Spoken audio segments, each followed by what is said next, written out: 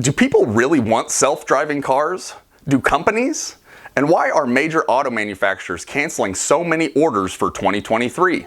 We will explore all that and more in this episode of Recent Automotive News. Let's downshift and do this thing.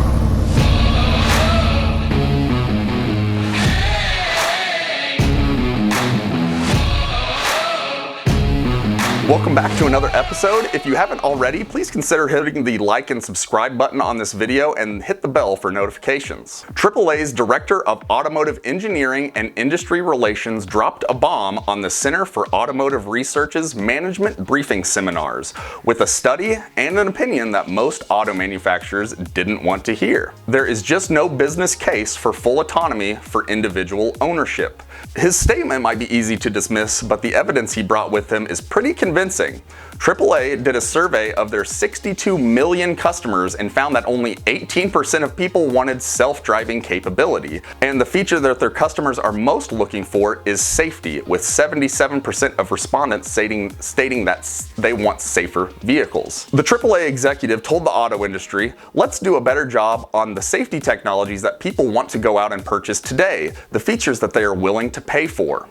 You can tell that he does not work for the US auto manufacturers. I'm not sure that the consumer's wants are really discussed in this industry. I feel that after the government bailout in 2008 of companies that were making vehicles that no one wanted to buy, reaffirmed the notion that doing what the government wants instead of the consumers is the way to go.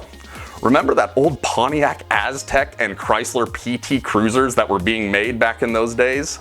Pretty sure companies that were making stuff like that deserved to go bankrupt. These vehicles made it to market despite being universally hated by most of the population. You can see this is going on right now with electric cars. Over 2/3 of Americans do not want an electric car, but the government is pushing 100% EV transition. So that is what the auto manufacturers have been spending billions of dollars on instead of listening to the people that actually buy their products.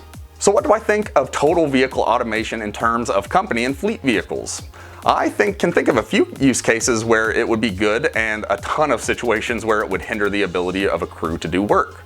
For instance, I think a cab company operating 100% autonomous vehicles makes perfect sense. These vehicles stick to roads and the only job is to pick up and transport people. This, however, is not the fact for most companies operating vehicles.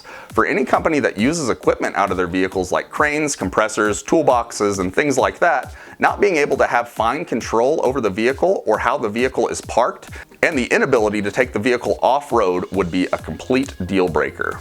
Are you or your company waiting for new vehicles that you have on order? You might want to reach out to your dealership to see if those orders are still valid or if they have been canceled. It seems like every day I get new cancellations from GM and Ford. Some of our customers that have more than 1,000 vehicles in their fleets have had as many as 88% of their vehicle orders canceled so far. And even our government customers have had about half of their orders cut as well. Keep in mind, some of these companies have not been able to order vehicles for almost 2 years, and it does not seem like the built-up demand will be alleviated anytime soon. This is also pretty frustrating when you see that the same companies that can't even produce a work truck are spending billions on EV and autonomous driving technology, and forsaking the people that buy their products today.